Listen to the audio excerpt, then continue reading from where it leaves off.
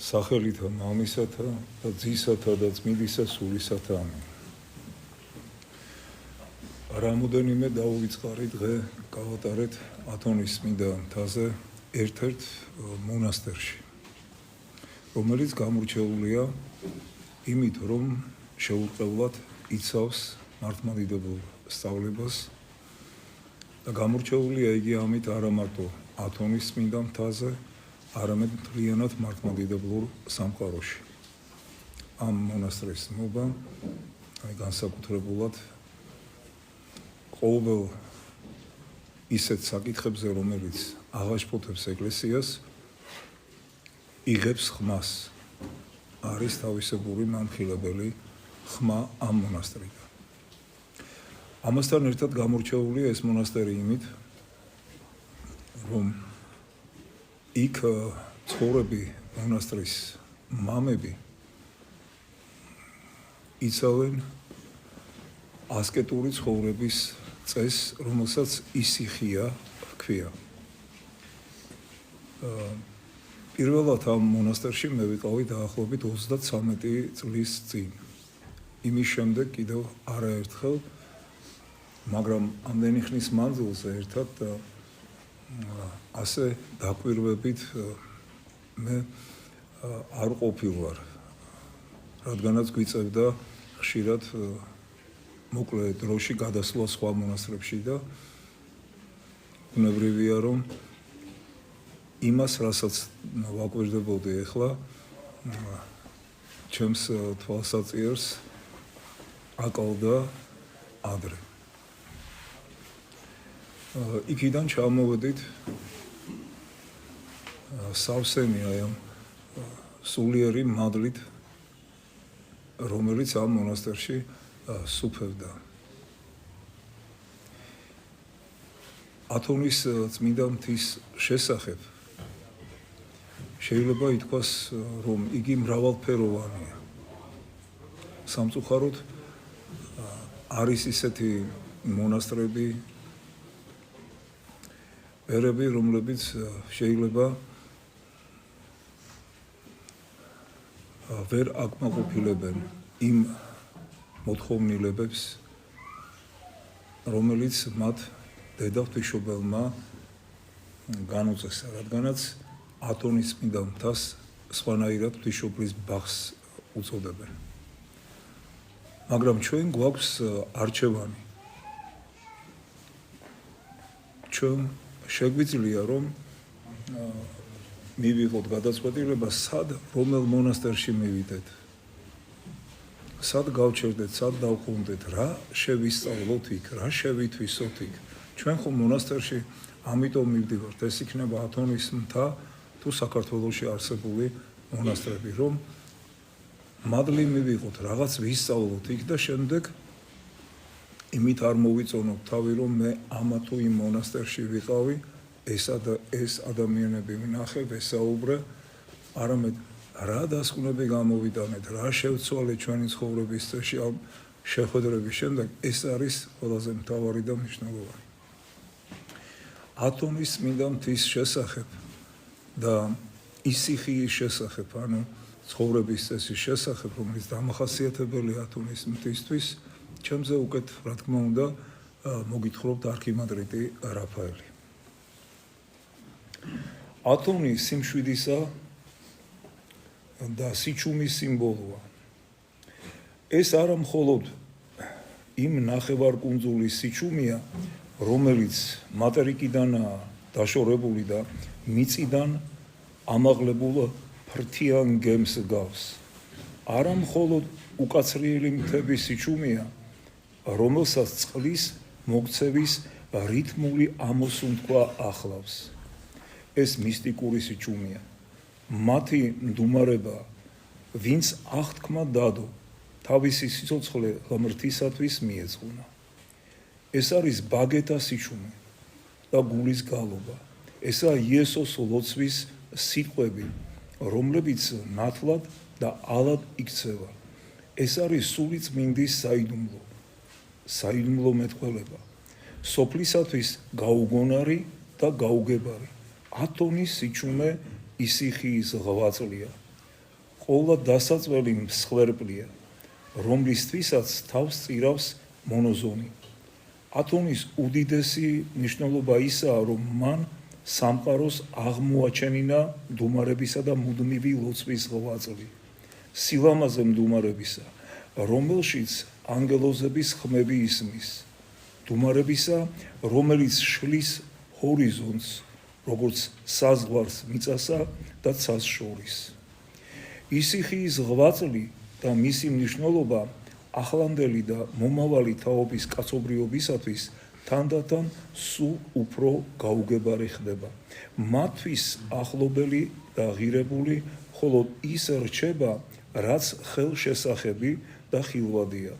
ისინი აფასებენ მოწყალებას, რომელიც მშვინიერი და ხორციელი ტანჯვის შემსუბუქებას ემსახურება.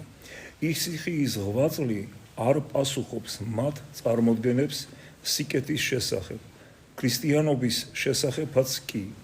ამავე დროს კი ეს ყველაზე რთული და უმაღლესი ღვაწლია. როდესაც ამ ქვეყნის უარყოფაში ვლინდება სამყაროსადმი უდიდესი სიკეთე.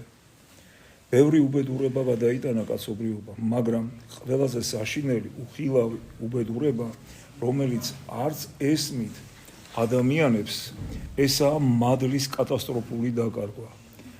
დემონს ზულს კეთილი საქმეები, მაგრამ მას მხოლოდ მადლის ეშინია.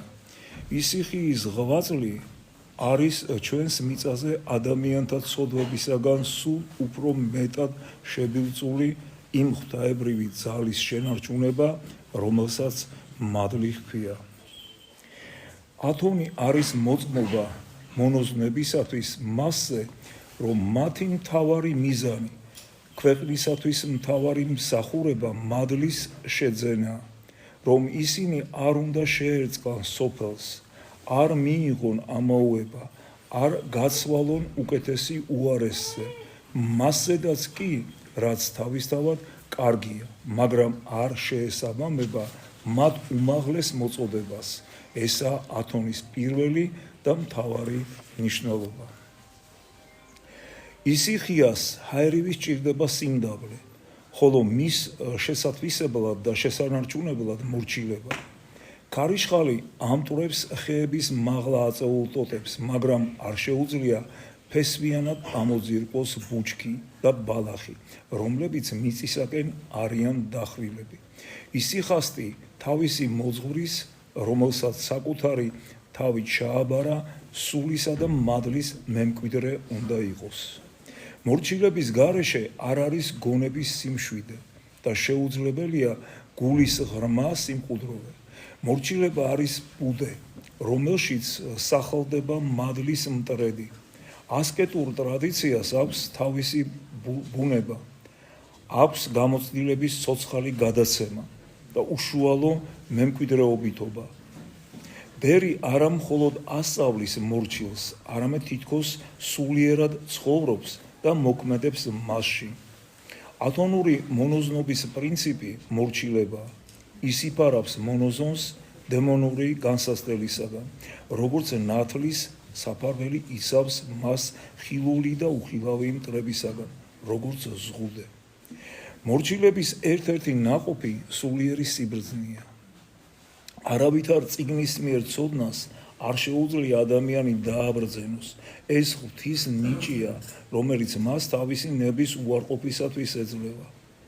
თანამედროვე მონოზნობამ დაკარგა წარმოდგენა მორჩილების მისტიკურ სიღრმეზე, შეცვალა ის დაქვემდებარებითა და გარეგნული დისციპლინით, რომელიც არც თუ იშვიათად ძალადობათაც კი აღიქმება. ათონზე შენარჩუნებულია უსიტყვო მორჩილების ტრადიცია, რომლის გარეშეც ათონელებს ვერ წარმოუდგენიათ სულიერი ცხოვრება. მხოლოდ მორჩილების სხივებქვეშ იზრდება და იშლება ათონის სულიერი ყვავილები, ლოცვის ალისფერი ვარდები, მონასტრის გალავნებში და მდუმარების თეთრი შროშნები უკაცრიელ მთებში. ამ პარტავნებსა და ურჩებს ათონი განდევნის თავისი საზღვრებიდან. ისინი თვითონაც სხვადასხვა საბაბით ტოვებენ წმინდა მთას, თითქოს უხილავი მათრახი ერეგებათ, თითქოს ქარის დაბერვით მოწყვეტილი შემოდგომის ფოთლები არიან.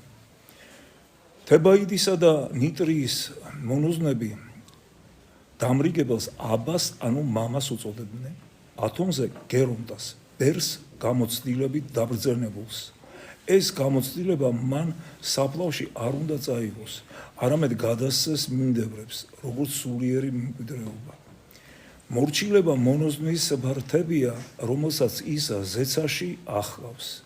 მორჩილების გარეშე ის უმწეოდ ხოხავს მიწაზე, რომელიც ბასრი ქვებითა და ეკალბარდებითაა დაფარული.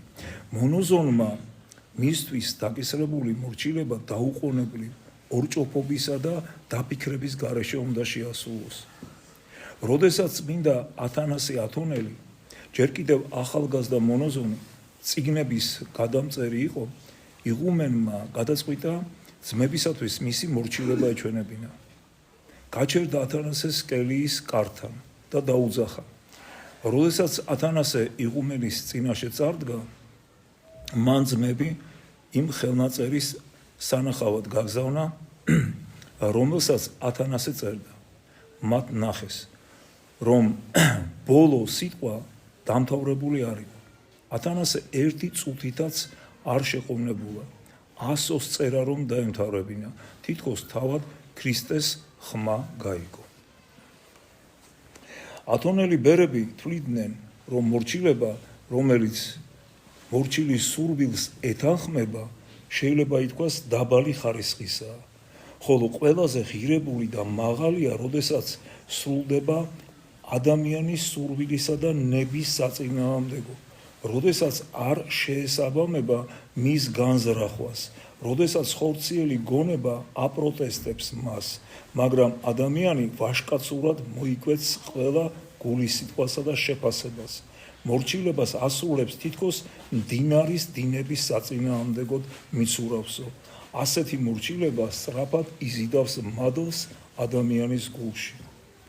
აქ აუცილებელია საკუთარი განში, საკუთარი სურვილის უულებელსყოფა, ანგარიშ გაუწევრობა ცხადისათვის და თითქოს საკუთარი თვალების ნაცვლად ბერის თვალებით იხედებოდეს.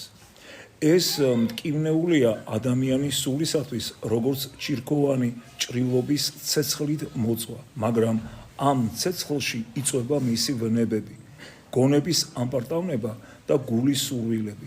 ეს მწველი და გამწმენდელი ცეცხლი მორჩილს ახალ ქმნილებად აქცევს.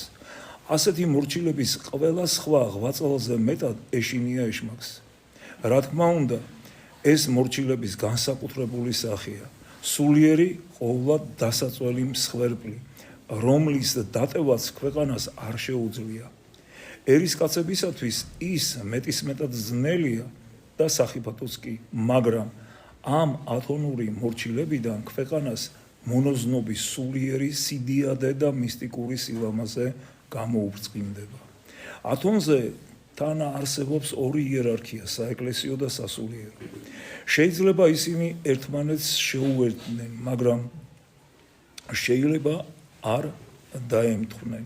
საეკლესიო იერარქია მღვდლობის მადლის მატარებელია. ესაა არხები, რომელთა მეშვეობითაც მადლი იღვრება ქვეყანაზე. ესაა ღვთისმსახურებისა და საიდუმლოებების შესრულების უფლება მოსილება. ეს არის ცოდვათა განხსნისა და შეკრობის უფლება.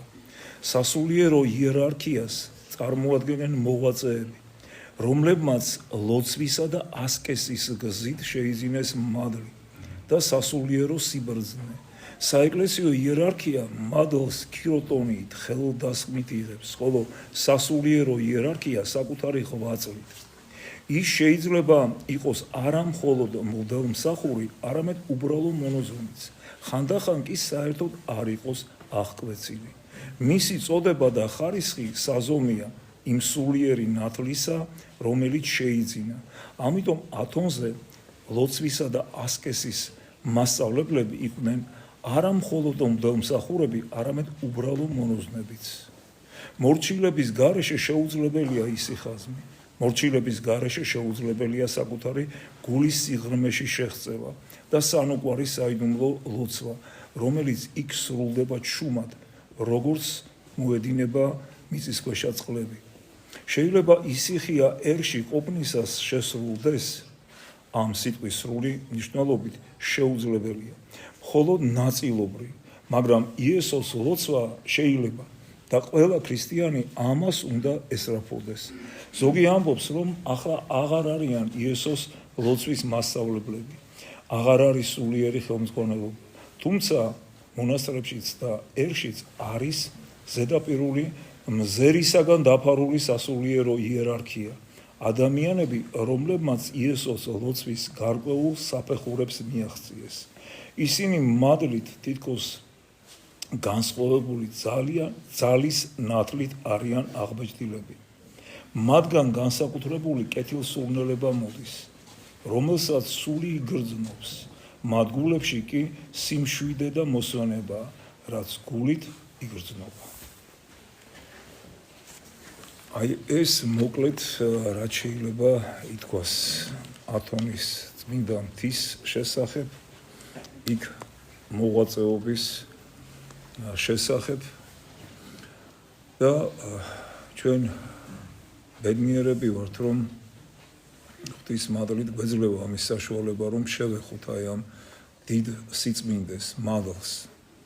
ამიტომ შევეცადოთ ეს იქნება ათონის მთაზე თუ ჩვენთან აქ საქართველოში არსებულ მონასტრებში სწორედ ამას ვეძებოთ, მადლს ვეძებოთ, ცხოვრების წესს ვეძებოთ და არა იმას, რომ მხოლოდ მივიდეთ იქ, რომ განმარტოვდეთ რაღაც რამოდენიმე დღით და ჩამოვიდეთ, ისე რომ იქიდან არაფერი წამოვიდეთ. ფუტკარი ეძებს თაფლს. ჩვენც მოვძებნოთ ისეთი მონასტრები და ისეთი მამები, ისეთი დედები, სადაც ბევრ რამეს ვისწავლით სულიერი თვალსაზრისით. ერთმა დაგლოცოთ და გავუხმოთ.